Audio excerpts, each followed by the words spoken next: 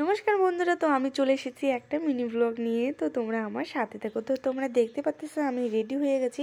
এখন আমরা যাব মেলায়। তো মেলাটা কোথায় হচ্ছে দেখতে হলে তো ভিডিওটা পুরোপুরি দেখতে লাগবে। তো আমরা এখন বেরোবো। এখন বাজে প্রায় 8:30টার মতো।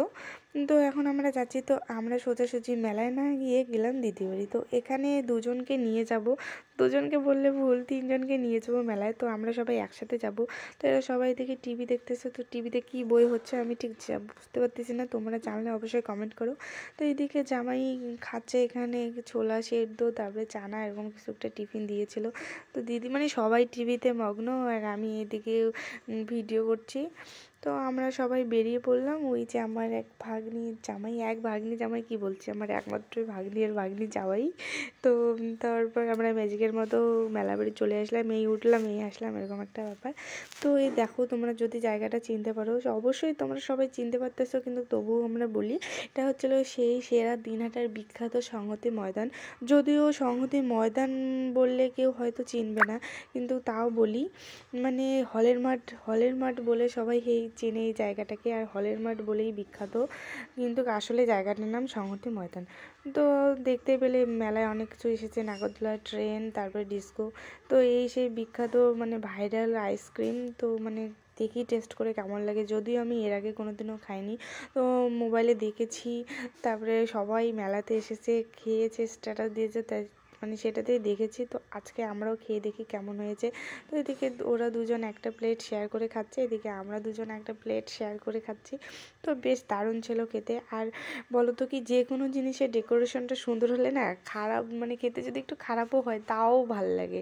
তো দেখতে পাচ্তেছো মানে কি সুন্দর ঝুড়ি করে পড়ছিল, খুব দারুণ ছিল দেখতে। তো তারপর মেলা ঘুরছিলাম।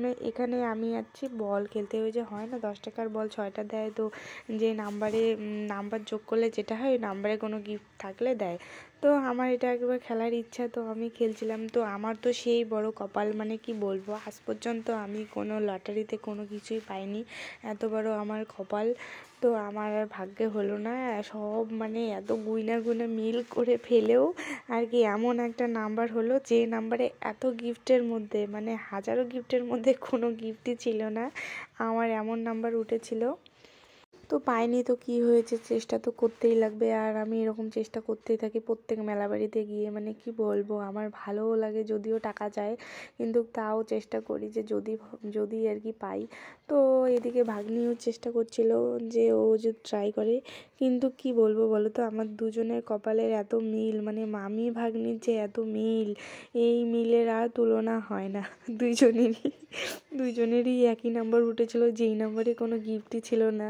মানে কি বলবো, আমাদের মতো মিল মনে হয় কোনো মামি ভাগ্নির নেই। একদম অদ্ভুত রকমের মিল, এত কপালের জোর আমাদের। তো যাই হোক, পরবর্তী আরও চেষ্টা করব যদি হয়। তো এখানে আমরা একটু কেনাকাটা করছিলাম। ও দেখছিল গ্যাসের লাইটার, আমাদের বাড়ির লাইটারটা নষ্ট হয়ে গেছিলো। তো ওকে বলছিলাম কিনবা নাও মেলাতে, আমি কিনে দেবো আজকে। তো তোর নাকি হেয়ার ব্যান্ড পছন্দ হয়েছে, চুল অনেক বড় হয়ে গেছে, তো হেয়ার ব্যান্ড দেবে। তোমাদের দাদাভাইকে হেয়ার ব্যান্ড দিয়ে কেমন লাগছে অবশ্যই কমেন্ট করে জানিও। যদিও হেয়ার ব্যান্ডটা নেয়নি, মানে কি বলবো। আর এখানে কতগুলা মানে জুয়েলারি আছে, দেখো খুব সুন্দর। আর এগুলোই এখন মানে ফ্যাশন, এখন না গোল্ডেন কালার জুয়েলারি খুব কমই পরে মেয়েরা বলতে কি, আমি কম পড়ি, মানে শুধু বিয়ে বাড়িতেই যা পরা হয় আর বাকি পরা হয় না। তো এই মালাটা দেখো, এই মালাটা কিন্তু খুব সুন্দর, মানে সামনে বসন্ত উৎসব আসছে, তো সবাই হলুদ আর লাল পরবে, তো তার জন্য মালাটা কিন্তু একদম বেস্ট ছিল। তো তোমাদের কেমন লাগলো মালাটা অবশ্যই কমেন্ট করে জানিও। তারপর এদিকে মোমো খাচ্ছে সবাই, যদিও আমি মোমো খুব পছন্দ করি না। তো এরা দুজন খাচ্ছিল, একটা ছিল ভেজ মোমো আর একটা ছিল চিকেন। তো যেহেতু আমাদের একটা বার্থডে বাড়ির ইনভাইট আছে, তো সেহেতু আমরা তাড়াতাড়ি বাড়ি চলে আসলাম। আর এই দেখো, এর নাম হচ্ছিল মতি। আমরা যত রাত্রেই বাড়ি আসি না কেন, আমাদের গাড়ির আওয়াজ শুনে ও ঠিক ছুটে চলে আসবে।